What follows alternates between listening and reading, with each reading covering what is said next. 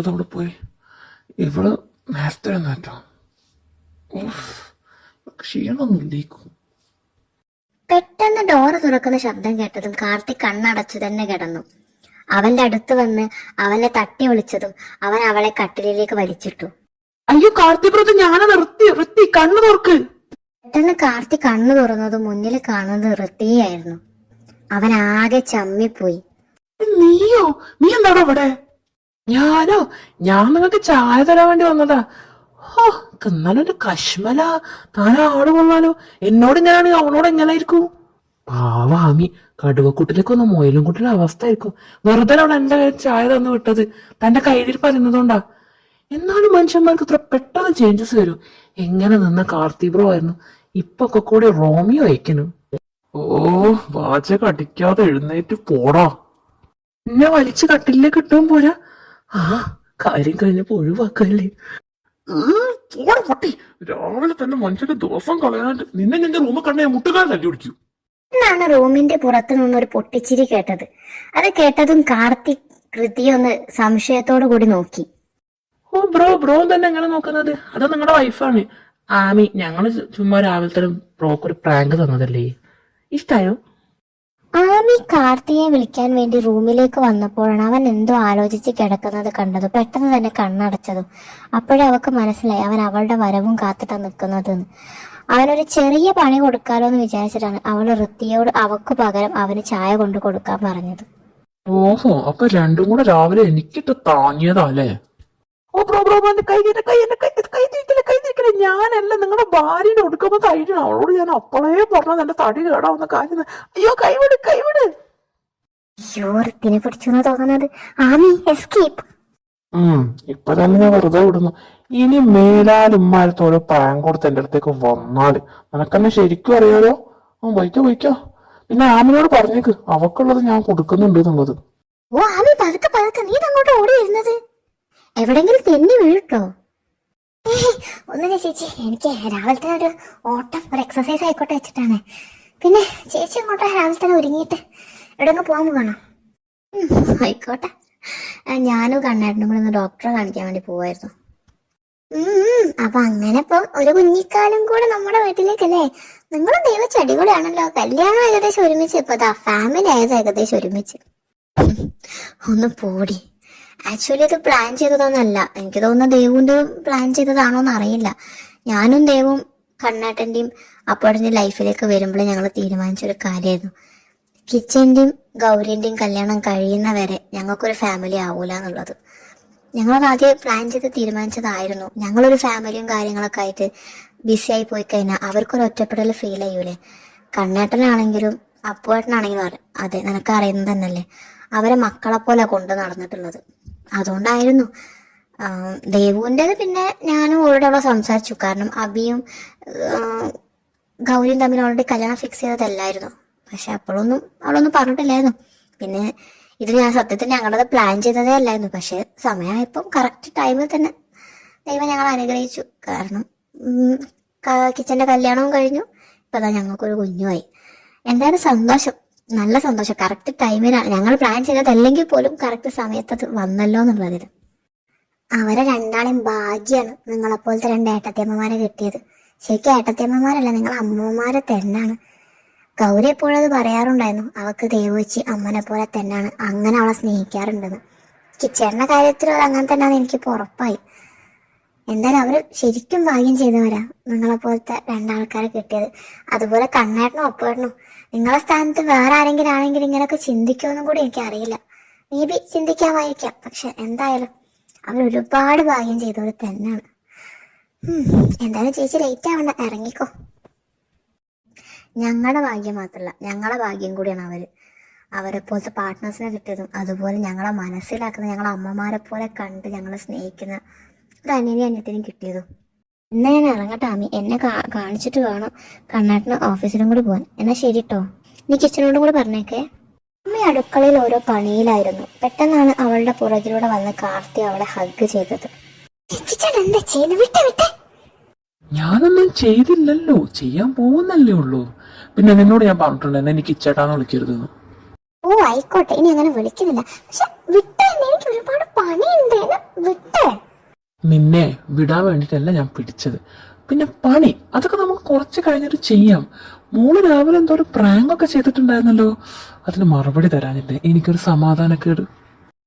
മറുപടിയോ? എന്ത് മറുപടി?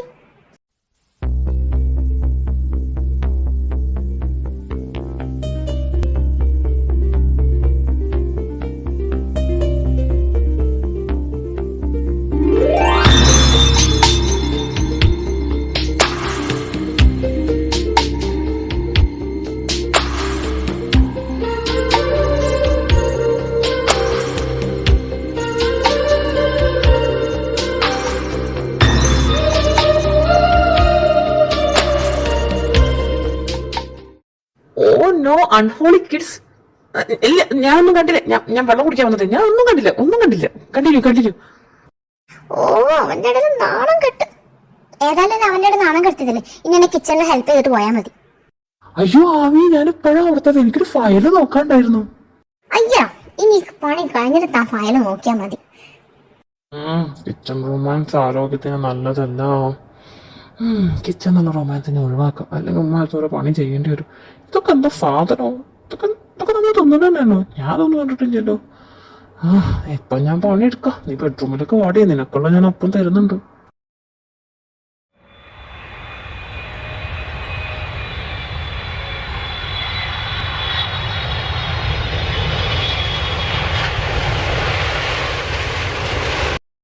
റോയ്ക്കുട്ട, സുഖല്ലടാ നിനക്ക്? ആ മനു, നീ ഉണ്ടായിരുന്നു അവന്റെ കൂടെ? ഓ, എന്റെ സുഖവിവരൊക്കെ അന്വേഷിക്കാൻ നിനക്ക് സമയമുണ്ടല്ലേ? നിന്നെ മനുവിനെ പരിചയപ്പെടുത്തി തന്ന മുതൽ പിന്നെ അവനാണോ നിന്റെ അനിയൻ? വിളിയും തൊള്ളിയൊക്കെ അവനായിട്ടാണല്ലോ. പാവം, എല്ലാവർക്കും വേണ്ടല്ലോ. അല്ല, ഇച്ചായ വന്നില്ല, നീ ഒറ്റക്ക വന്നേ? പിന്നെ നീയല്ലേ പറഞ്ഞേ, അപ്പം പറഞ്ഞല്ലോ നിന്റെ കൂടെ വേറൊരാളും കൂടി വരുന്നുള്ളത്. അവരും വന്നില്ലേ? ഓ എന്റെ റോയ്ക്കുട്ട, ഇങ്ങനെ പരിഭവം പറയാതെ. നിന്റെ സംസാരം കേട്ടാ വിചാരിക്കും ഞാൻ നിന്നെ തീരെ വിളിക്കാറില്ലാന്ന്. പിന്നെ മനു, അവനും ഒരു അനിയൻ തന്നെയല്ല, അപ്പൊ എനിക്ക് അവനെ വിളിച്ച് സംസാരിക്കണ്ടേ? പിന്നെ ഇച്ചായം വരാത്തതോ? രണ്ടാളും കൂടെ വന്നു കഴിഞ്ഞാൽ അവിടുത്തെ കാര്യങ്ങൾ എങ്ങനെയാണോ നോക്കുക. ഇതന്നെ ഞാൻ വരണമെന്നൊന്നും വിചാരിച്ചതല്ല. പിന്നെ ആമിന്റെ പരിഭവം ഒന്ന് മാറ്റാൻ വേണ്ടി വന്നൂന്ന്. അപ്പനെന്റെ കൂടെ വരുമെന്ന് പറഞ്ഞ ആള് നമ്മുടെ ബിസിനസ് പാർട്ട്ണർ. നീ കണ്ടിട്ടുണ്ടാവൂല, ആളവിടാണ്. അപ്പന്റെ പണ്ട് തൊട്ടുള്ള ബിസിനസ് പാർട്ട്ണറാണ്. പക്ഷെ ആൾ അവിടെ ആയതുകൊണ്ട് നീ ആളെ കാണാത്തത്. വരുന്നൊക്കെ എൻ്റെ കൂടെ വരുന്നൊക്കെ പറഞ്ഞിട്ടുണ്ടായിരുന്നു. പിന്നെ പെട്ടെന്ന് വെച്ചിട്ട് ആളില്ലാന്ന് പറഞ്ഞു. ആൾക്ക് നാട്ടിലേക്ക് വരുന്ന വലിയ താല്പര്യമൊന്നുമില്ല. അതുകൊണ്ട് പിന്നെ ഞാനും അധികം നിർബന്ധിച്ചില്ല. ഇച്ചായനോടൊരു ആളാവല്ലോ എന്ന് വിചാരിച്ചു. എന്തായാലും വാ പോവാ, യാത്രാക്ഷീണം നല്ലോണം ഉണ്ട്. ഇല്ല ജെസ്സി, അവിടെ ഞാനപ്പോ നല്ല തണുപ്പാണോ? നിനക്ക് മക്കളെങ്കിൽ കൂട്ടായിരുന്നു കേട്ടോ. ഓ, അവിടെ തണുപ്പൊക്കെ തന്നെയാടാ. പിന്നെ മക്കളെ കൂട്ടാതിരുന്നത്, അവന്മാർക്ക് ക്ലാസ് ഉണ്ടടാ. ഞാൻ പിന്നെ ആ ഒരാഴ്ചത്തേക്കല്ല വന്നത്, അത് കഴിഞ്ഞാൽ ഞാനും പോവും. അവര് പിന്നെ ഇച്ചാന്റെ കൂടെ നിന്നോളും. അല്ലെങ്കിൽ ഞാൻ പറഞ്ഞില്ല, അപ്പൻ്റെ ഫ്രണ്ട് ഉണ്ട്, നമ്മുടെ ബിസിനസ് പാർട്ട്ണർ. അല്ലെങ്കിൽ അവരുടെ അടുത്താക്കി ഞങ്ങൾ പോവാറുണ്ട്. അവരായിട്ട് ഭയങ്കര കൂട്ടാ. അവർക്കെന്തോ ആൺമക്കൾ ഭയങ്കര ഇഷ്ടമാണ്. പിന്നെ മക്കളൊക്കെ കൂട്ടി ഞാൻ വരവ് വരുന്നുണ്ട്. പക്ഷെ അതിന് നീയും കൂടെ ഒന്ന് വിചാരിക്കണം. നിന്റെ കെട്ടൊക്കെ വന്നു കഴിഞ്ഞാൽ പിന്നെ ഞാൻ എന്തായാലും അങ്ങനെ വരവ് വരും. ഓ എന്റെ ജെസ്സി, നിനക്ക് ഒന്ന് പറഞ്ഞ രണ്ടാമത്തിന് എന്റെ കല്യാണക്കാരിയുള്ളൂ. പിന്നെ കെട്ട് അതൊക്കെ നടക്കും. നീ കുറച്ചും കൂടെ വെയിറ്റ് ചെയ്. എന്തായാലും വീടെത്തി. എന്റെ റൂം മുകളിലാണ് കേട്ടോ. താഴത്തെ 2 റൂം ഞങ്ങൾ എടുത്തതാണ്. നീ മുകളിലേക്ക് പോയിക്കോ. ഫുഡാകുമ്പോ ഞങ്ങൾ വിളിക്കാം. എനിക്ക് യാത്ര ഉണ്ടാവില്ല. നന്നായിട്ടൊന്ന് കിടന്നുറങ്ങിക്കോ. എനിക്ക് സർപ്രൈസ് ഉണ്ടെന്നുള്ളത്. എന്നിട്ട് എവിടെ സർപ്രൈസ്? ഇതോ നിന്റെ പുറകില്.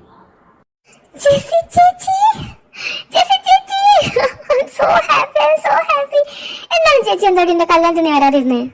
അല്ല ആമിക്കുട്ടി, സോറി ഡി, മനഃപൂർവ്വം വരാത്തതല്ലോ. നിനക്ക് അറിയുന്നല്ലോ അവിടുത്തെ ഓരോ തിരക്കുകളൊക്കെ. അപ്പനും റോയും എല്ലാവരും ഇവിടെ അയക്കാൻ അവിടുത്തെ കാര്യങ്ങൾ ആരാ നോക്കുക?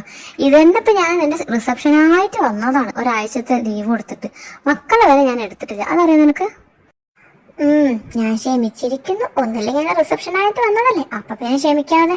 എന്തായാലും താങ്ക് യു സോ മച്ച്. എനിക്ക് ഭയങ്കര സന്തോഷം ചേച്ചിനോടെ കണ്ടപ്പോ. എനിക്കറിയാലോ നിനക്ക് സന്തോഷം ഉണ്ടാവുന്ന, അതല്ല ഞാൻ വന്നതും. എനിക്ക് ഒരുപാട് സന്തോഷമുണ്ട് നിന്റെ റിസപ്ഷന് വരാൻ പറ്റിയില്ല. പിന്നെ നിന്റെ ഫ്രണ്ട്സ് ഒക്കെ വന്നു എന്ന് പറഞ്ഞു ഗൗരി. ആൾക്കാരോട് എത്തിയിട്ടില്ലേ? ആ കാണുന്നതാണോ റോയ്ക്കുട്ടന്റെ നാത്തൂന്? അല്ലടി, അത് അനുവാണ്. ഓ, അപ്പൊ ചേച്ചി അപ്പൊ ലിയ നിങ്ങളുടെ നാത്തൂനാണെന്ന് ഉറപ്പിച്ചു. അതെ, ഞാനിപ്പോ അങ്ങനെ പറഞ്ഞത്. ഓ, എന്തെങ്കിലും എന്റെ വായന വീഴാൻ മാത്രക്കല്ലേ. നിന്ന് കിണിക്കാതെ 2 ഭക്ഷണം കഴിക്കാൻ. നീ അധികം കിടന്ന് ഉരുളൊന്നും വേണ്ട. അപ്പൻ എന്നോട് എല്ലാം പറഞ്ഞു. നിന്റേത് മാത്രല്ല മനുവിൻ്റെത് ഞാൻ അറിഞ്ഞു. അപ്പനോ? അപ്പനെങ്ങനെ അറിഞ്ഞു? അപ്പനോട് ഞാനൊന്നും പറഞ്ഞിട്ടില്ലല്ലോ. എന്തിനാ മോനെ പറയുന്നത്? നീ എന്റെ മോനല്ലേ, അതുകൊണ്ട് എനിക്ക് തന്നെ നന്നായിട്ട് അറിയാലോ. നിന്റെ മനുവിന്റെ പോക്ക് കണ്ടപ്പോഴേ എനിക്കറിയുന്നത് എങ്ങോട്ടാണുള്ളത്. ഞാനും ഒന്നുമില്ലെങ്കിൽ പ്രായം കഴിഞ്ഞിട്ടില്ല ഇവിടെ വരെ വന്നത്. പേടിക്കണ്ട, അവരെ രണ്ടാളെ വീട്ടിൽ സംസാരിക്കുന്ന കാര്യം ഞാൻ ഏറ്റു. അവരോട് പോയിട്ട് നിങ്ങളൊന്ന് സംസാരിച്ചാൽ മതി. അതാണ് കുര്യനങ്ങൾ എന്ത് കൂളായിട്ട് ഹാൻഡിൽ ചെയ്തത്. ഇതുപോലത്തെ ഒരു പപ്പനെ കിട്ടാൻ നിങ്ങളൊക്കെ ഭാഗ്യം ചെയ്യണം. സമയം എനിക്ക് കളയാതെ അവരോട് പോയിട്ട് കാര്യം അവതരിപ്പിക്കാൻ നോക്ക്. അവരെ കാര്യം ആലോചിച്ച് ടെൻഷൻ ആവേ വേണ്ട. അവർക്കും നിങ്ങളോട് ചെറിയ താല്പര്യമൊക്കെ ഉണ്ടെന്ന് എനിക്കും ഗൗരിക്ക് പലവട്ടം തോന്നിയിട്ടുണ്ട്. അല്ലെങ്കിലേ നിങ്ങളെ സ്ഥാനത്ത് വേറെ ആരെങ്കിലും ആണെങ്കിൽ അവരെ ചൊറിയുന്നതുണ്ടെന്നല്ലോ എപ്പോഴും നിങ്ങളുടെ മുഖം അടിച്ചൊന്നും തന്നേനെ. ഇപ്പൊ അതൊന്നും ചെയ്യുന്നില്ലല്ലോ. അതിന്റെ അർത്ഥം അവരും അത് എൻജോയ് ചെയ്യുന്നുണ്ടെന്നാണ്. സമയം പാഴാക്കാതെ പോയി പറയുന്നത് നന്നാവാ. ഓ, നിങ്ങളിങ്ങനെ ടെൻഷൻ ആക്കാതെ, ഞങ്ങൾ പറയും. സമയവും കാലൊക്കെ ഒത്തുവന്ന് ഞങ്ങൾ തന്നെ പറയും. ഇപ്പൊ നമുക്ക് ആദ്യം നമ്മുടെ വയറിന്റെ തെറികൾ ഒഴിവാക്കാൻ വേണ്ടി ഭക്ഷണം കഴിക്കും. ഓക്കെ? അങ്ങനെ പരിപാടിയും കഴിഞ്ഞു. ബോറടിക്കുന്നത്, നമുക്ക് വല്ല ഗെയിമും കളിച്ചാലോ? എന്തിനാ നമുക്കൊരു ഗെയിം കളിക്കുന്നത്? ഇവരുടെതൊക്കെ ലവ് മാരേജ് എന്നല്ല പറഞ്ഞത്. അതുകൊണ്ട് നമുക്ക് ഇവരുടെയൊക്കെ ലവ് സ്റ്റോറി തന്നെ കേൾക്കാം. നമുക്കും അതിന് വല്ല ടിപ്സും കിട്ടിയാലോ? അത് അവര് പറഞ്ഞത് ശരിയാണ് കേട്ടോ. ഏതായാലും സമയമുണ്ട്. ഗെയിം കളിക്കാൻ ആയിക്കോട്ടെ, താല്പര്യമില്ല. എന്നാ പിന്നെ നമുക്ക് ലവ് സ്റ്റോറി കേൾക്കാം. അത് രേണുവിന്റെ ദേവൂച്ചിന്റെ ആയിക്കോട്ടെ. ഞങ്ങളുടെ ലവ് സ്റ്റോറി അത്ര ഇൻട്രസ്റ്റിംഗ് ലവ് സ്റ്റോറി ഒന്നുമല്ല. സാധാ ലവ് സ്റ്റോറി പോലെ തന്നെ.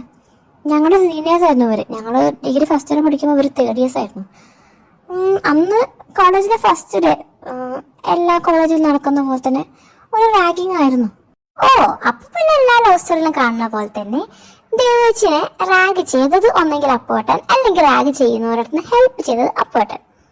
അതെ, എന്നെ ഹെൽപ്പ് ചെയ്തത് കണ്ണേട്ടനാണ്. അവിടെ ആക്ച്വലി റാഗിങ് പാടില്ല എന്നുള്ള നിയമമൊക്കെ ഉണ്ടായിരുന്നു. അതിൽ സ്ക്വാഡ് ലീഡർ കണ്ണേട്ടനായിരുന്നു. അങ്ങനെ തന്നെ വന്ന് കണ്ണേട്ടൻ ഹെൽപ്പ് ചെയ്തു. പിന്നെ അത് അങ്ങോട്ടും ഇങ്ങോട്ട് സംസാരമായി ടീച്ചേഴ്സൊക്കെ വന്നു. അവിടെ നല്ല ബഹളം നടക്കുമ്പോൾ ഞാൻ ആ സൈഡിലേക്ക് നോക്കുമ്പോൾ ഒരാൾ തൂണും ചാരി കിടന്നുറങ്ങുന്നു. അതാണ് നിങ്ങളുടെ അപ്പുവേട്ടൻ. എനിക്ക് അത്ഭുതമായിരുന്നു, ഇത്രയും ശബ്ദത്തിനടുക്ക് അങ്ങേർക്ക് എങ്ങനെ ഉറങ്ങാൻ പറ്റുന്നത്. അത് സോറി, കിടന്നല്ല, നിന്ന് ആ തൂണും ചാരി നിന്ന് ഉറങ്ങായിരുന്നു. എനിക്കപ്പോ ചിരിയായിരുന്നു വന്നത്.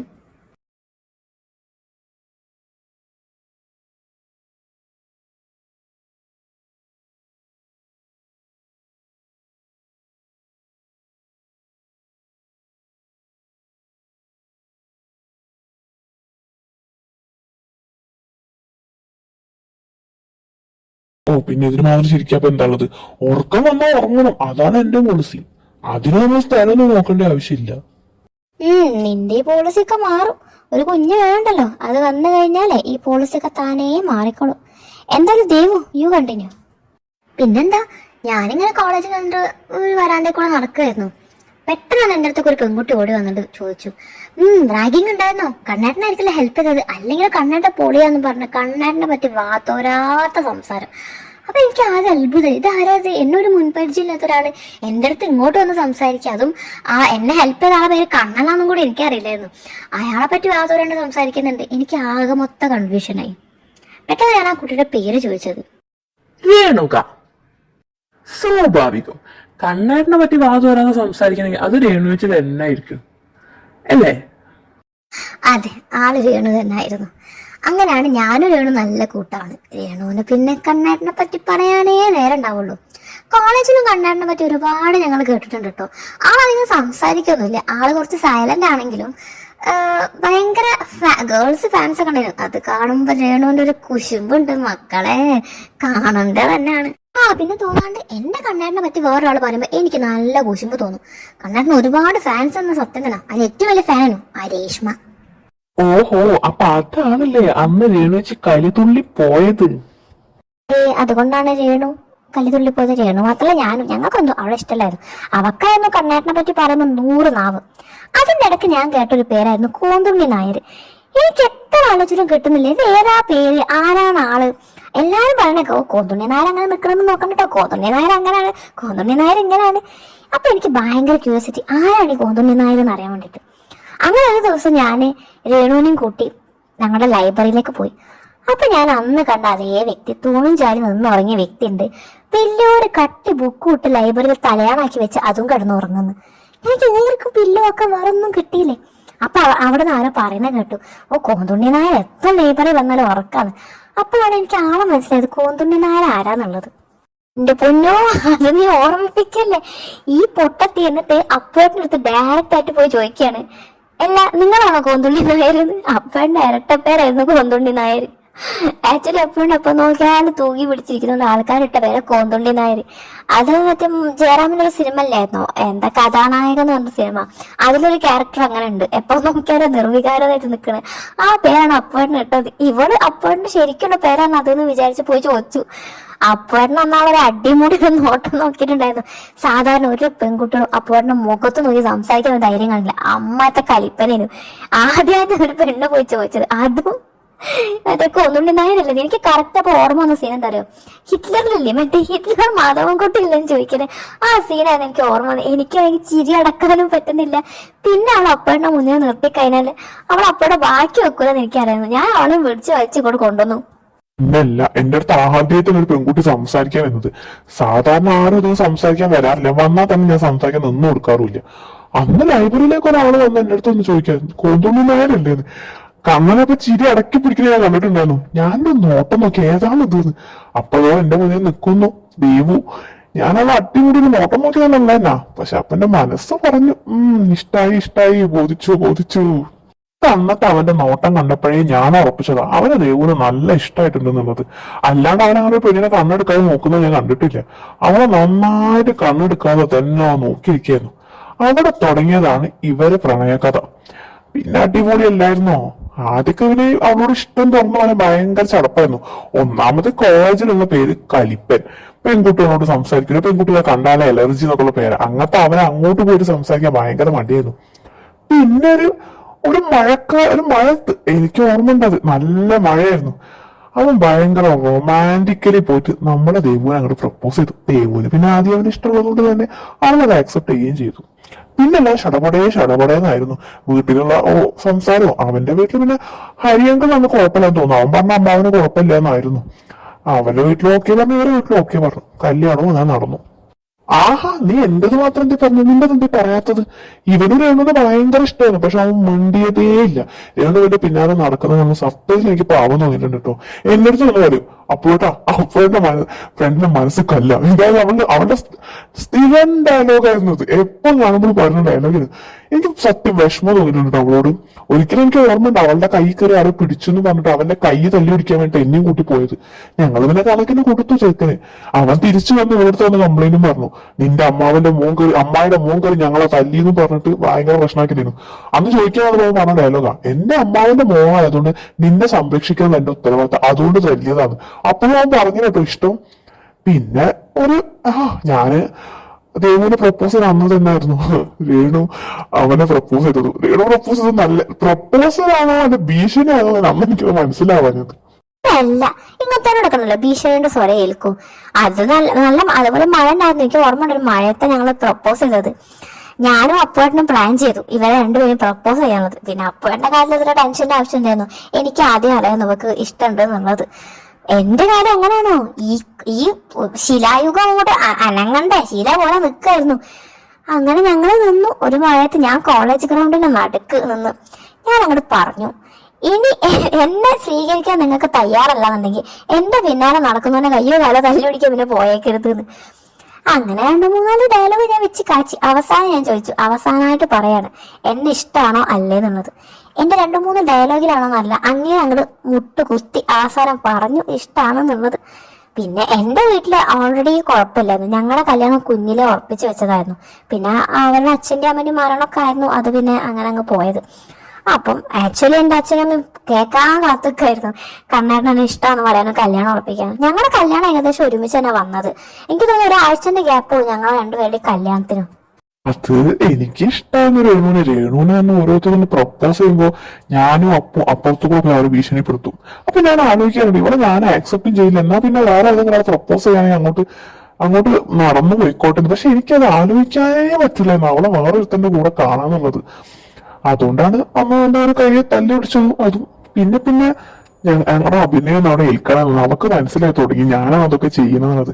ആദ്യമൊക്കെ ഞാൻ ഐസായിട്ട് അപ്പൂന്റെ തലയിലൊക്കെയാണ് ഇട്ടത്. അപ്പു കണ്ട് അപ്പൂന് ദേഷ്യം വന്നിട്ട് അവൻ ചെയ്തതാണ്. അവളത് വിശ്വസിക്കാനും തുടങ്ങി. പിന്നെ അവക്ക് ഫുൾ ഔട്ട് അടിച്ചു. അപ്പൊ അവള് വന്ന് പറഞ്ഞു, ഒന്നെങ്കിൽ ഞാൻ അവളെ സ്വീകരിക്കുക, അല്ലെങ്കിൽ ഈ വരുന്ന പ്രപ്പോസലുകൾ ഇനി മുടക്കാതിരിക്കുക എന്നുള്ളത്. അപ്പൊ പിന്നെ എനിക്ക് തോന്നി ഞാൻ സ്വീകരിക്കുന്നതൊക്കെ നന്നാവുക. കാരണം പ്രപ്പോസൽ മുടക്കാതിരിക്കുക എന്നെ കൊണ്ട് പറ്റൂല. എപ്പോഴും ഞാൻ കൂടാവാൻ നോക്കിയാൽ അവളെ വന്ന് ഒരുത്തെങ്കിൽ ഒരു പ്രപ്പോസ് ചെയ്താൽ എനിക്ക് ഇങ്ങോട്ട് പെരുവിരലിൽ വെച്ച് കയറും. അതുകൊണ്ട് ഞാനങ്ങോട്ട് അവളെ ആക്സെപ്റ്റ് ചെയ്യാന്ന് വിചാരിച്ചു. അങ്ങനെ ഞങ്ങളുടെ പ്രണയകഥയും തുടങ്ങി. ഇപ്പതാ ഒരു കുഞ്ഞാവാൻ വേണ്ടി കാത്തിരിക്കുന്നു. ആഹാ, അങ്ങനെ ഏറ്റവും ചുരുങ്ങിയ രൂപത്തിൽ ആ കഥ പറഞ്ഞു തന്നൂല്ലേ. ഇനി അടുത്തത് അപ്പിയേട്ടൻ്റെത്. എന്റേത് എന്താ, ഞങ്ങളുടേത് അങ്ങനെ പറയത്തക്കവണ്ണം വലിയ ലവ് സ്റ്റോറി ഞങ്ങൾക്കില്ല. ഞങ്ങള് ആദ്യം അറിയുന്നതായിരുന്നു, വീട്ടിൽ പണ്ടേ കല്യാണം പറഞ്ഞു വെച്ചിട്ടുണ്ടായിരുന്നു. പക്ഷെ ഞങ്ങൾക്ക് തമ്മിൽ അങ്ങനത്തെ ഫീലിങ്സും തോന്നിയിട്ടില്ലായിരുന്നു. പിന്നെ ഇപ്പോ ഞാന് +1 +2 പഠിക്കുന്ന സമയത്തായിരുന്നു ഇവള് വന്ന് സ്കൂളിൽ വന്ന ദിവസം, സ്കൂൾ വിട്ട് വന്ന ദിവസം അങ്ങനെ ആമിനോട് പറയുന്നത് കേട്ടു. ആമിയും ഞാനും സെയിം സ്കൂളിലായിരുന്നു, ഇവള് വേറെ സ്കൂളിലായിരുന്നു. ഇങ്ങനെ ഏതൊരുത്തം ഒരു വന്ന് പ്രപ്പോസ് ചെയ്തെന്നോ അങ്ങനെ എന്തൊക്കെ പറ്റും, യെസ് പറയണോ നോ പറയണോ, എന്താ നിന്റെ അഭിപ്രായം എന്നൊക്കെ ചോദിച്ചു. അന്ന് എനിക്കത് വലിയ ഇഷ്ടപ്പെട്ടില്ല. ഒന്നൊന്ന് കുറച്ച് വലിച്ച മാതിരി തോന്നി. അതുവരെ ചിലപ്പോൾ എനിക്ക് ഓൾറെഡി മനസ്സിൽ അറിയുന്നതുകൊണ്ടായിരിക്കും, എനിക്കുള്ളത് തന്നെ ആണെന്നുള്ള ധാരണ ഉള്ളതുകൊണ്ടായിരിക്കാം ഞാനത് ഇത്ര കാര്യമാക്കി എടുക്കാൻ. പക്ഷെ പിന്നെ അവൾ അവനോട് യെസ് പറയുമെന്നൊരു ടെൻഷൻ. അപ്പൊ പിന്നെ ഒന്ന് നോക്കി ഞാൻ കൂടെ പ്രപ്പോസ് ചെയ്തു. ഞങ്ങളുടെ അത്രേ ഉള്ളൂ, അങ്ങനെ പറയത്തക്കൊന്നും ഞങ്ങൾക്ക് ഉണ്ടായിട്ടില്ല. അത് പിന്നെ മനസ്സിലായത് അങ്ങനെ ഒരുത്തനും ഇല്ലായിരുന്നു, അങ്ങനെ പ്രപ്പോസൽ നടന്നിട്ടില്ലായിരുന്നു. എന്റെ മനസ്സിൽ പറയാൻ വേണ്ടി 2 കുരുപ്പുകൾ വെറുതെ ഉണ്ടാക്കിയ കഥ തീർന്നു. ആ അത് സത്യം. പക്ഷെ അത് എനിക്ക് ആമയായിരുന്നു ഐഡിയ പറഞ്ഞത്. സംഭവം നല്ല ഏറ്റു. ആ അങ്ങനെയൊക്കെ ആയിരുന്നു ഞങ്ങളുടെയൊക്കെ ലവ് സ്റ്റോറി. എന്റെ മുത്തശ്ശി ഇതൊന്നും കേട്ടൊരു ഞെട്ടലൊന്നും തോന്നുന്നില്ലേ? എന്തിനു ഞെട്ടണം? ആയിരിക്കുന്ന 3 കണ്ടോ? ആ കൃഷ്ണനും കുര്യനും ഹരിയും നിങ്ങൾ വിചാരിക്കുന്നത് അത്ര പാവങ്ങളൊന്നല്ല. ഇപ്പം പ്രായം ചെന്നപ്പോ പാവങ്ങളായതാണ്. ഈ എന്ത് കുരുത്തം കെട്ടേറ്റിങ്ങളായിരുന്നു അറിയോ? അവര് വെച്ച് കാണിച്ചു കൂട്ടതൊക്കെ വെച്ച് വയ്ക്കാറുണ്ടല്ലോ, നിങ്ങൾ ചെയ്തതൊന്നും ഒന്നുമല്ല. നിങ്ങൾക്ക് അറിയോ, ആദ്യം ദേവിയുടെ കല്യാണം ഉറപ്പിച്ചത് കൃഷ്ണനായിട്ടായിരുന്നു.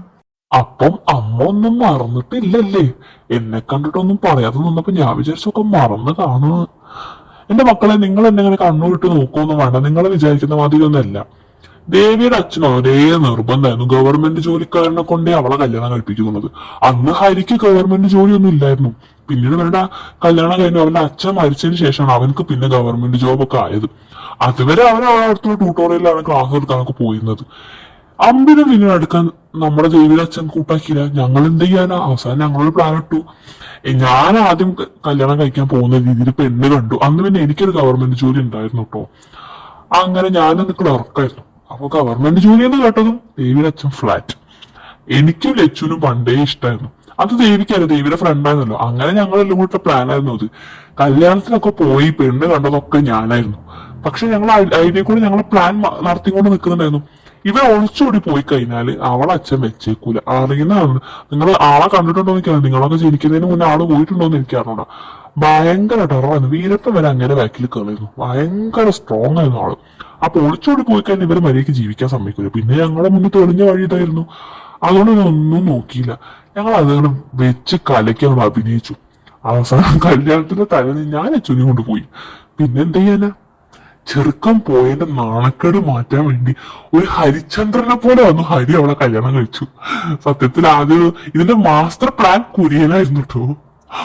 ആദ്യം നമുക്ക് ഇത് അറിയില്ലേന്നു കേട്ടോ. പിന്നെ എപ്പോഴും അമ്മ അറിഞ്ഞെന്നാ തോന്നുന്നത്. ഓ എന്റെ പൊന്നോ, ഓർമ്മിപ്പിക്കല്ല പൊന്നേ. അന്ന് എനിക്ക് കേട്ടതിന് കയ്യും കണക്കുമില്ലായിരുന്നു.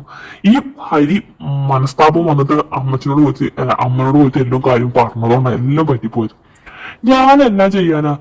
ഇപ്പൊ നിങ്ങളിപ്പോ കാർത്തിയും അഭിയും പോയിട്ട് റോയിനോട് ഓരോന്ന് ചോദിക്കുന്ന പോലെ അന്ന് ഇവരെന്റെ അടുത്തൊന്ന് ചോദിച്ചിരുന്നത്. പിന്നെ ഇപ്പൊ എന്നെ ചെയ്യാനാ? അങ്ങനെ നടത്തി കൊടുക്കാന്നല്ലാണ്ട്. അപ്പൊ പിന്നെ എന്റെ തലക്കകത്ത് വന്നൊരു ഐഡിയ ആയിരുന്നു അത്. പിന്നീട് വേണ്ടില്ലായിരുന്നു തോന്നി. എന്തായാലും ഇപ്പൊ എല്ലാവരും ഹാപ്പി ആണല്ലോ. അന്നത്തെ ചീത്ത ആലോചിക്കുമ്പോ ഇപ്പോഴും എന്റെ ചെവിട്ട് കൂടെ പൊന്നിയിച്ച പറക്കും. പിന്നെ സമാധാനം എന്താ? എല്ലാവരും സന്തോഷമായിട്ട് സമാധാനമായിട്ട് ഇപ്പൊ ജീവിക്കുന്നല്ലോ. നമുക്ക് അത് മതിയല്ലോ. എന്തായാലും നമ്മളൊരു കൂടിക്കാഴ്ച അതിങ്ങനെ ആവുന്ന ഞാനും തീരെ പ്രതീക്ഷിച്ചില്ല. ഒരുപാട് സന്തോഷമുണ്ട് കാലം നമ്മളൊക്കെ വീണ്ടും ഒരുമിപ്പിച്ചതില്. പിന്നെ ഞങ്ങളൊക്കെ ലവ് സ്റ്റോറി കേട്ടിട്ട് നിങ്ങളോട് അത് ടിപ്സ് ഒന്നും എടുക്കാൻ പറയുന്നില്ല. എടുക്കാൻ മാത്രം ടിപ്സ് ഒന്നും ഞങ്ങളിൽ ഇല്ല. പക്ഷെ ഒരു കാര്യം പറയാം, മനസ്സിൽ ഇഷ്ടവും വെച്ചിട്ടുണ്ടല്ലോ. പുറത്തൊരുമാതിരി ടോം ആൻഡ് ജെറി കളിക്കുന്നവർ ചിലരൊക്കെ നമ്മുടെ കൂട്ടത്തിലുണ്ട്.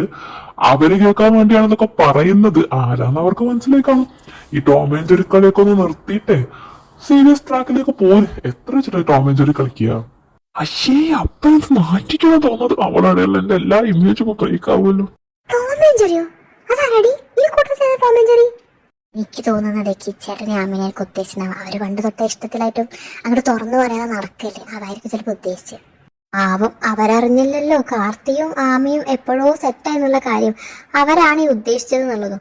പക്ഷെ ലിയയുടെ അടുത്തിരുന്ന് ജെസ്സി ഇതെല്ലാം കേട്ടിട്ടുണ്ടായിരുന്നു. അതുകൊണ്ട് അവളൊന്ന് ട്രാക്ക് മാറ്റി പിടിക്കാന്ന് വിചാരിച്ചു. ആ കുഞ്ഞുഞ്ഞെ, ഞാൻ നിന്നോട് ചോദിക്കണമെന്ന് വിചാരിച്ചിട്ടുണ്ടായിരുന്നു. നിന്റെ ബസ്സിൽ നിന്നൊരു പെണ്ണ് തല്ലീന്നോ അങ്ങനെ എന്തോ നീ എന്നോട് പറഞ്ഞിട്ടില്ലേ അന്ന്? അതായതാ പെണ്ണ്? അപ്പനാളെ പറ്റി കണ്ടുപിടിച്ചോ? എന്റെ അഭിപ്രായത്തിൽ അപ്പനാളെ പറ്റി കണ്ടുപിടിക്കണം. അവള് തന്നെ വേണം നമ്മുടെ കുഞ്ഞുഞ്ഞിനെ കെട്ടാന്. അവള് കാര്യമല്ല കുഞ്ഞുഞ്ഞിന് ചീത്തപ്പേര് വന്നത്. നിങ്ങൾക്ക് അറിയോ? അവള് കാരണം എന്തോരം മോശപ്പേര് എന്റെ ചെറുക്കനെ വന്നെന്നുള്ളത്. ഇനി ഒരു പെണ്ണ് അവന് കിട്ടുമോ? ഏതൊക്കെ പെണ്ണിനെ പോയി ചോദിച്ചാൽ എല്ലാവരും എന്താ പറയാ? ഈ ഒരു ഇൻസിഡന്റ് എല്ലാവരും എടുത്തിടൂലേ?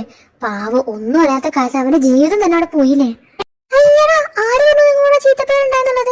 ഇങ്ങനെ ഇറങ്ങിയതിന്റെ വേഗം ഞങ്ങൾക്ക് നല്ല ചീത്തയാണെന്ന് ബസ്സിന് കേട്ടത്. ഒരു ചീത്തപ്പേര് അതിന്റെ പേരിൽ ഞങ്ങൾക്ക് ഉണ്ടായിട്ടൊന്നുമില്ല. ശരിയാണ്, കുറച്ച് തല്ല് കിട്ടി, അത് ശരിയാണ്. അത്യാവശ്യം നല്ല രീതിക്ക് തന്നെ തല്ല് കിട്ടിയിട്ടുണ്ട്. പക്ഷെ ചീത്തപ്പേരൊന്നും ഉണ്ടായിട്ടില്ല. അല്ലെങ്കിൽ തന്നെ ചെന്നൈയിൽ നടന്ന കാര്യമൊക്കെ ഇപ്പൊ കേരളത്തിൽ ആരറിയാനാണ്? നിങ്ങൾ ധൈര്യമായിട്ട് കൊണ്ടുനോക്കിക്കോളൂ, അതൊന്നും വിഷയം ഉണ്ടാവില്ല. ഓഹോ, അപ്പൊ ആള് നീയായിരുന്നു അല്ലേ? ഓ, നിനക്ക് എന്തിന്റെ കേടാണ് ലീ? അവിടെ മുണ്ടാണ്ടിരുന്നാ പോലും ഇപ്പൊ അവര് നമ്മളെ പൊക്കിയേ. അല്ല, ജെസ്സി ചേച്ചി പറഞ്ഞാലും കാര്യമൊക്കെ ഉണ്ട്. ഒരു ചീത്തപ്പേര് വന്നു കഴിഞ്ഞാലേ അത് കാട്ടുതീ പോലെ പരക്കുക. ആ ബസ്സിൽ എന്തോരം ആൾക്കാരുണ്ടായിട്ടുണ്ടാവും. പിന്നെ ചെന്നൈയിലാന്ന് പറഞ്ഞിട്ട് കാര്യമില്ലല്ലോ. റോയ്ച്ചിന് വർക്ക് ചെയ്ത് ചെന്നൈയിലുള്ള കാര്യം എല്ലാവർക്കും അറിയാം. ഇപ്പോഴല്ലേ കേരളത്തിലേക്ക് വന്നിട്ടുള്ളൂ. അപ്പൊ എന്തായാലും അന്വേഷണം ചെന്നൈയിൽ വരും. ഉറപ്പായിട്ടും ആ കാര്യം ആരെങ്കിലും അയാൾ എടുത്തു നടക്കൂല. ലിയ, നിന്റെ മുന്നിൽ വേറെ ഓപ്ഷൻ ഇല്ല. നീ കാരണം അങ്ങനെ ജീവിതം എങ്ങനെ ആയത്? സോ അങ്ങനെ ആക്സെപ്റ്റ് ചെയ്യാനത് വേറെ വഴി നിന്റെ മുന്നിലില്ല. നീ അല്ലാണ്ട് എന്ത് പ്രായശ്ചിത്തം അല്ലാതെ വേറെ കണ്ടുവച്ചിട്ടുണ്ടോ? ഇല്ലല്ലോ. ഞാൻ പറയാലോ, റോയ്ച്ചിനും അനുവിനെയും കെട്ടാന്നല്ലാതെ ലിയന്റെ അനുവിന്റെ മുന്നിൽ വേറെ ഓപ്ഷനൊന്നുമില്ല. ഞാനോ? ഞാനെന്താ ചെയ്തത്? പിന്നല്ലാണ്ട് നീ എന്താ ചെയ്തെന്നോ? നീയല്ലേ മനുവേട്ടൻ അമ്മനോട് പറഞ്ഞത് നിങ്ങൾ തമ്മിലുള്ള കല്യാണം കഴിഞ്ഞുന്നു, അങ്ങനാണ് ഇങ്ങനാണ് നിന്റെ ഡാർലിംഗാന്നൊക്കെ ഉള്ളത്. ഇനിയിപ്പൊ അങ്ങേർക്ക് വേറെ കെട്ടാൻ പറ്റുമോ? മനുവേട്ടൻ അമ്മനെ കണ്ടപ്പോ നീയാ ഭാര്യ. അപ്പൊ നീ എന്താക്കും വേറെ കല്യാണം കഴിക്കാൻ? അപ്പൊ പിന്നെ നീ അങ്ങനെ കെട്ടി തന്നെ പറ്റൂ. അപ്പൊ അറിഞ്ഞ കാര്യം നീ അങ്ങോട്ട് സത്യാക്കിക്കാളും. ഇടി ലിയാവും അനു രണ്ടും അധികം ഉരുണ്ട് കളിക്കാതെ അങ്ങോട്ട് സമ്മതിച്ചു കൊടുത്തേക്ക്. എനിക്കറിയാം നിങ്ങൾക്ക് അവരോട് ഇഷ്ടമുണ്ടെന്നുള്ളത്. അത് ഈ കുറഞ്ഞ സമയം കൊണ്ട് ഞാൻ മനസ്സിലാക്കിയതാ. ഞാൻ സമ്മതിക്കാൻ നിങ്ങൾക്ക് അത്ര ബുദ്ധിമുട്ട്? എടി, അത് പിന്നെ പെട്ടെന്നൊക്കെ ചോദിച്ചാല് ഇഷ്ടാണോന്നൊക്കെ ഞാനിപ്പോ എന്താ പറയാ, എനിക്ക് കുറച്ച് സമയം വേണോ? പെട്ടെന്ന് ചോദിച്ചാൽ അല്ലാണ്ട് ചോദിച്ചാൽ എനിക്കൊരൊറ്റ ഉത്തരവുള്ളൂ. ഞാൻ അത്ര പെട്ടെന്ന് സമ്മതിച്ച് തരില്ലടി. എന്നെ ഒരുപാടിട്ട് വട്ടം കറപ്പിച്ചതാ. അതിനിട്ട് പണി കൊടുക്കാതെ ഞാൻ സമ്മതിച്ച് തരൂല. മതി മതി, ഇനി എല്ലാരും കൂടി ഇട്ട് ആ കുട്ടിയോളിട്ട് വെറുതെ ടെൻഷൻ ആക്കണ്ട. അവർക്ക് സമയം കൊടുക്കൂ. അവര് സമയം പോലെ പറഞ്ഞോളൂ അല്ലെ മക്കളെ? 4 പേരും ആലോചിച്ചിട്ടൊരു തീരുമാനം എടുത്തോളൂ. നിങ്ങളുടെ തീരുമാനം എന്തായാലും ഞങ്ങൾ അതിനെ ബഹുമാനിക്കും. നിങ്ങളുടെ വീട്ടിൽ ഞങ്ങൾ സംസാരിച്ചോളാം. കുര്യൻ ആ കാര്യം നോക്കിക്കോളൂ. എന്തായാലും മതി, ഒരുപാട് സമയമായി. നമുക്കൊക്കെ വീട്ടിലേക്ക് പോണ്ടേ? വരൂ, എല്ലാരും ഇറങ്ങൂ. അവരൊക്കെ ഉറങ്ങിക്കോട്ടെ. വാ, പോവാ നമുക്കൊക്കെ. അയ്യോ, ക്ഷീണിതൻ. പരിപാടി കഴിഞ്ഞ് മൊത്തം ക്ഷീണിതനാ. ഇന്ന് അവരുടെയൊക്കെ ലവ് സ്റ്റോറി കേട്ടപ്പോ എന്തോ നമുക്കും ആദ്യം പറഞ്ഞിരുന്നെങ്കിൽ നമുക്ക് ഇങ്ങനെ പറയാനൊരു ലവ് സ്റ്റോറി ഉണ്ടായിരുന്നില്ല. മീ വെറുതെ കുറെ സമയം കൊണ്ട് കളഞ്ഞു. എന്നാലും എനിക്ക് ഇപ്പോഴും വിശ്വസിക്കാൻ ബുദ്ധിമുട്ടാണ് നീ എന്റെ ഭാര്യ എന്നുള്ളത്. എന്തോ ഒരു സ്വപ്നത്തിൽ നിൽക്കുന്ന മാതിരിയാ.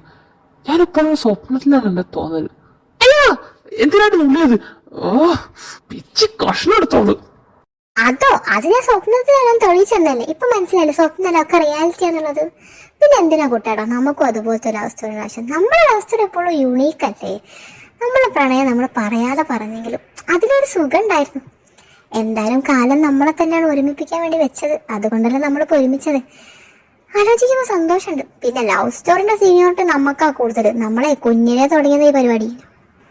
അന്നത് പ്രണയമായിരുന്നു മനസ്സിലാക്കാൻ നമുക്ക് പറ്റിയില്ല. പിന്നെ അത് മനസ്സിലായി വന്നപ്പോഴത്തേക്കും ഒരുപാട് മിസ്അണ്ടർസ്റ്റാൻഡിങ്. എന്തായാലും അതൊക്കെ കഴിഞ്ഞ കാര്യമല്ലേ. കഴിഞ്ഞ കാലം നമുക്ക് പ്രണയകഥ എഴുതാൻ പറ്റാത്ത പോട്ടെ. നമ്മുടെ പ്രണയകാവ്യം നമുക്ക് ഇനി എഴുതി തുടങ്ങാലോ. നമുക്കതങ്ങോട്ട് എഴുതി തുടങ്ങാം. പിന്നെ സ്വപ്നം അത് തെളിയിക്കാതിരിക്കുന്നതിന് പിച്ചിന്റെ ആവശ്യമില്ല. അതിനേക്കാൾ അടാറായിട്ട് എൻ്റെ അടുത്തുണ്ട്. അല്ലെങ്കിൽ തന്നെ എല്ലാവരും പറയുന്നുണ്ട് അബി എന്നെക്കാളും മുന്നേ ഗോളടിക്കുന്നു. പറ്റില്ല, അവൻ എനിക്ക് തോൽപ്പിച്ചേ പറ്റൂ. എനിക്ക് ആദ്യം അച്ഛനാവണം. എനിക്ക് വേണം ആദ്യത്തെ ട്രോഫി കിട്ടാൻ. അതാണ് എൻ്റെ ആഗ്രഹം. അതുകൊണ്ട് നമുക്ക് അതിനുള്ള ഹാർഡ് വർക്ക് ഇപ്പോഴേ തുടങ്ങിയാലോ? അയ്യടാ, എന്താ പൂതി. ആദ്യം നിങ്ങളുടെ കുട്ടിക്കാലം മാറിട്ട് വന്ന നമുക്കൊരു കുട്ടി. നിന്നോടെ സംസാരിച്ചിട്ട് കാര്യമില്ല. അല്ലെങ്കിൽ വാക്കുകൾക്ക് പ്രസക്തിയില്ല, ആക്ഷൻസിലൊക്കെ വരെ മുട്ടോടി.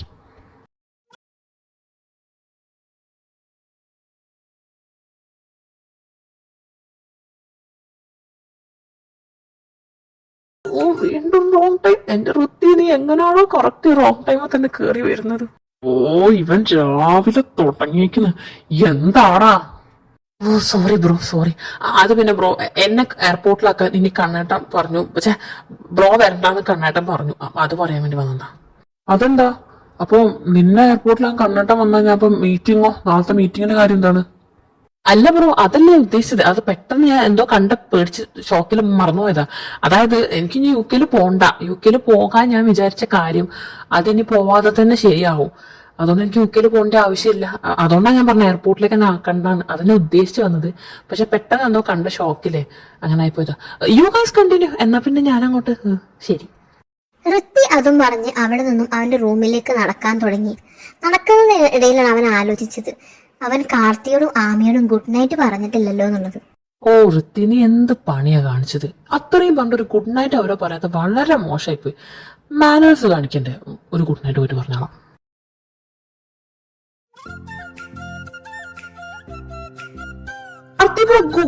ഗുഡ് നൈറ്റ് പറയാം മറന്നു. അത് പറയാൻ വന്നതാ. യു ഗൈസ് ഇത് ശരിക്കും യു ഗൈസ് കണ്ടിന്യൂ. ഞാനത് സമ്മതിക്കില്ല. അതിന് കണ്ടിന്യൂ ചെയ്യാൻ നീ സമ്മതിക്കണ്ടേ? അപ്പൊ കയറി വരും അവന്. മനുഷ്യന്റെ മൂട് പോയാനായിട്ട് എന്താണോ നോക്കി നിൽക്കുന്നത്? പോയാ അവന്റെ ഒരു ഗുഡ് നൈറ്റ്. വൃത്തി ഒരു കാര്യം ഞാൻ പറയാം, ഇനി നിന്നെ റൂമിന്റെ പരിസരത്ത് ഞാൻ കണ്ടാ നിന്നെ ഞാൻ പരലോകത്തെ അങ്ങോട്ട് അയക്കും. അനിയാന്നൊക്കെ ഞാനങ്ങോട്ട് മറക്കും. മനുഷ്യന്റെ മൂട് പോയി ഒക്കെ പോയി. അതിപ്പോ എന്റെ മാത്രം കുറ്റാണോ? റൂം ലോക്ക് ചെയ്ത് എന്റെ കുറ്റാണോ? ഇതൊക്കെ റൂം ലോക്ക് ചെയ്താണ് ചെയ്യാന്. ഞാൻ എന്ത് ചെയ്യാനാ? എന്തായാലും വന്നു പറഞ്ഞത് പറഞ്ഞു അത്ര തന്നെ. വൃത്തി ഓടിക്കോടാ. ഇനി നിന്ന് അങ്ങനെ നിന്നെ ചപ്പാത്തിയാക്കും. എന്തായാലും ഗുഡ് നൈറ്റ്. ഇതൊക്കെ റൂം ലോക്ക് ഇതൊക്കെ ഞാൻ വേണോ കാർത്തി ബ്രോ പറഞ്ഞു തരാൻ? മോശം ഞാൻ പോണ്. അവനെങ്ങനെ നോക്കി ദയിപ്പിക്കണ്ട, അവനടുത്ത് ജില്ലയിലെത്തിക്കാണ് ഓടിയിട്ട്. അല്ല ഞാൻ പറഞ്ഞ കാര്യമില്ലേ, ഇതാ ഞാൻ പറഞ്ഞ നിങ്ങളുടെ കുട്ടിക്കാരെ മാറിയിട്ടില്ല എന്നുള്ളത്.